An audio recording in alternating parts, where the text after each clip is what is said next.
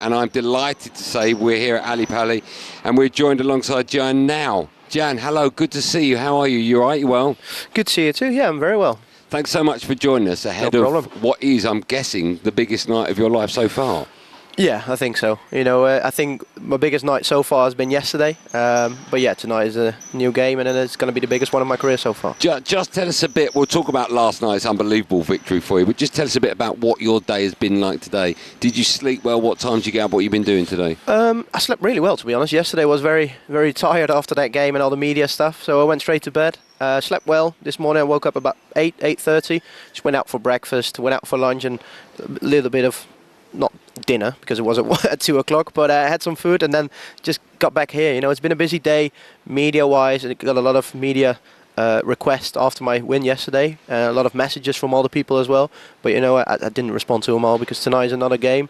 My focus was on that, so here we are. I know you've beaten Luke 4 times. I think that was 5 times in a row. But the way you destroyed him last night, did you even surprise yourself, or did you know that that was possible? I knew it was possible, but of course to do it here on the World Championship stage, my biggest match of my career so far in the quarterfinals, I knew it was possible, but I wasn't expecting it because we all know what Luke Humphries is capable of. But yeah, as soon as I got 3-1, 4-1 ahead, I knew what it was like to beat him on TV. So yeah, that gave me so much confidence yesterday. When you arrived at Ali Pali for the start of the World Championships, you were ranked 10 in the world. That win last night takes you up to number 3. You're still relatively young. You're 23 years old. I say relatively. You mentioned Luke Littler there, who's not even in his 20s. Do you feel young or old in darts at the moment when someone like Luke comes along? I feel young, especially if you take Luke out of consideration. I'm very young, but you know, it's difficult to compare myself to Luke Littler in any sort, but especially age-wise. You know, I feel really young, especially for this age, this sport where you can. You know, you saw it with Paul Lim. He was 71 years old when he still won a game here on stage. So I can be on this stage for maybe the next 40, 45 years if I want to. But you know, I feel still really young in this sport. Do you have a strategy going into a game? That game against Luke Humphries, we should talk about that. Former champion of the world. You, of course, going into it with the underdog.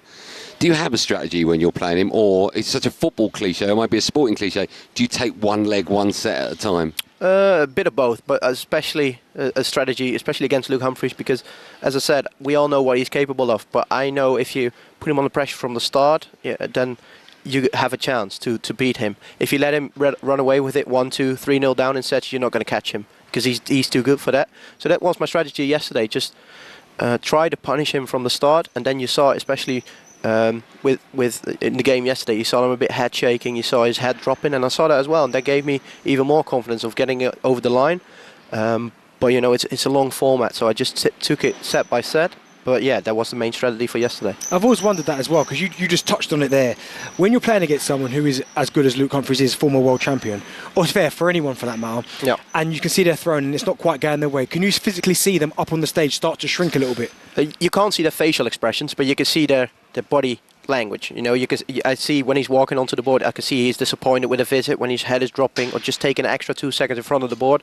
So you notice that, but that's something I'm guilty of as well, doing that a little bit, but it's something you shouldn't do because your opponent knows it. Like for example yesterday, if I felt nervous, my nerves would be immediately gone because I saw his head dropping. I was like, okay, he doesn't feel too great. Yeah. So that gave me confidence of getting it over the line. So yeah, that's what happened yesterday. When you saw the draw before a game was played, I imagine you would have pictured yourself getting to the last 4, and you would have probably imagined you being up on stage tonight against Michael van Gerwen. And is that fair? I wasn't expecting myself to get to the last 4 because Luke Humphries would be awaiting in the quarterfinal probably. So that was the goal before this tournament: get to the quarterfinal, and then we'll take it game by game from there. Well, you're not playing Van Gerwen because, of course, your opponent Gary Anderson beat him 2 rounds ago. Is that good or bad? Would you have liked to have met him on the stage? Of course, you know, especially being Dutchman, it's always nice to play Michael here at Ali Pali. But for me, it doesn't matter who's in front of me. If it's Gary Anderson or Michael van Gerwen, I know I have to play well to even get a chance against them because they're all great players. And growing up, Gary Anderson was my idol, so it's also a dream coming true playing against him here on this stage. Will that give you a bit of extra motivation then? Because I think it was Luke Littler was talking about Raymond van Barneveld. That was his hero. So that was playing against Gary Anderson, wanting to beat him. Will that give you that little bit more, that extra 0.5% that you're going to need? Maybe. To be honest, I don't think so, because it's the World Semi-Final. You don't need extra motivation to play well on that stage. But of course, being here for the first time to play against one of my idol growing up, it's extra special, and maybe it gives me the extra % that you're going to need. The money involved in darts now is absolutely bonkers, right? If you win tomorrow night, where are we? Friday, Saturday night. Yeah. If you're last man standing, not only do you get the wonderful Sid Waddell Trophy, you get £1 million. You're guaranteed 200,000 tonight, and if you get to the final, you get another 200,000. So you're effectively tonight playing for £200,000. Is that the biggest money match of your life? Yeah, 100%. Yesterday was the biggest money match for 100,000. Wow. So, but it's not something you're thinking about on that stage. Little bit? No. when that final dart, yeah, maybe now. But once you're on that stage, the winner, the sportsman in me says you just want to beat your opponent and get through to the next round. And then, of course, the money that comes involved afterwards is very nice, but it's not something I'm thinking about now. How much did the crowd play a factor? Not so much, to be honest, because it's, how many people are in there? Well, I think it's about 2,500, and when it comes in here next year, it's going to be over 5,500. Yeah, so it's very loud in there. It's a pretty small venue compared to the others we play in, so it's very, very loud. But it's a constant noise, which is good. I haven't noticed any booing or whistling so far. So as long as that doesn't happen, then the crowd is fantastic. Yeah. You've dropped 5 sets on your way to the last 4. Yeah. Is that right? Yeah, I think 1 in each game. Yeah. Are these things you think of at all? If you have, because your opponent has dropped 9, Gary Anderson's dropped 9 to get this far. Does that matter when you pick up your darts and take to the stage? Yes and no. I think because it gave me confidence that I've won my games quite comfortably. But also, Gary's he's had fantastic games, and even when it's a close game, he knows he can close it out. I haven't any very close game. Of course, yesterday was close in legs, but 5-1 in sets is not very close. So maybe if it gets close tonight, he's got the experience here on this stage to win that kind of game. But tonight is a very different night compared to all the other games I've played here. So I don't think it matters too much. What makes Gary so great? I mean, you're going to play with him. He said he was your idol.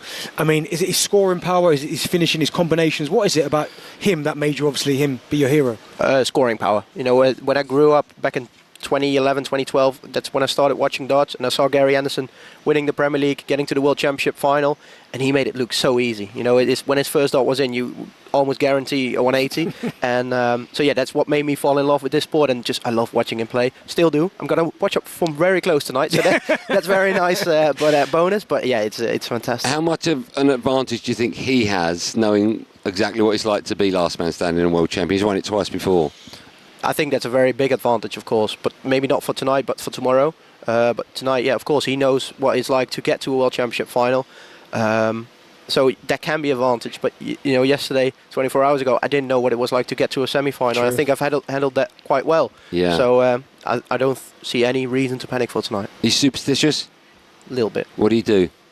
I'm not too bad, but, especially on the game day, I like to go, quite not at the same time, but like a couple of hours before for lunch and stuff like that. That's quite a strict routine for myself, but once I get here, I'm not really superstitious. I'm always surprised when dart players, they have a good match or a win, they take the lights off and throw them out. I mean, I'd be keeping it. If they've got me that far, I'm keeping them. You do that? Are you one of the... Sometimes. No, I don't keep them. If I don't throw them out, I'll probably give them away somewhere to a kid I see somewhere who wants them.